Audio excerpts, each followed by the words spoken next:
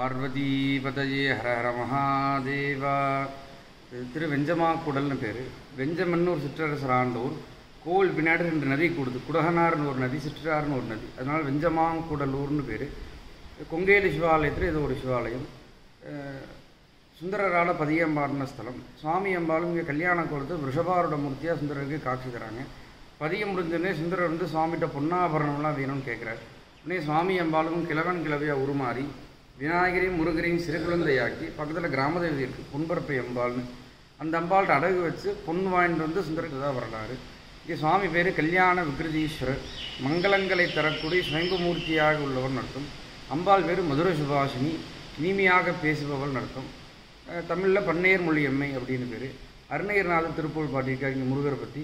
இங்கே முருகரும் சூரசம்மாரத்து முற்பட்ட க்ஷேத்திரமாக இங்கே இருக்கார். இங்கே சுந்தரர் பதியம் பாடுறப்ப கடைசியில் இந்த பதியத்தை பாடுறவங்க சிவலோகத்தில் இருப்பது திண்ணமன்றே அப்படின்னு சொல்லி முடிக்கிறார். இந்த பதியத்தை பாடுறவங்களுக்கு சுவாமி கண்டிப்பாக சிவலோகம் உண்டு அப்படிங்கிற மாதிரியும் இதில் சொல்லியிருக்காரு. திரு வெஞ்சமாக்குடல்னு ஒரு பேர் இருக்குது.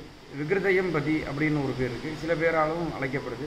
சுவாமி ஆத்தங்கரையில் கோவில் கீழே இறங்கி வந்து தரிசனம் பண்ணுற மாதிரி கோவிலில் வந்துருக்கு.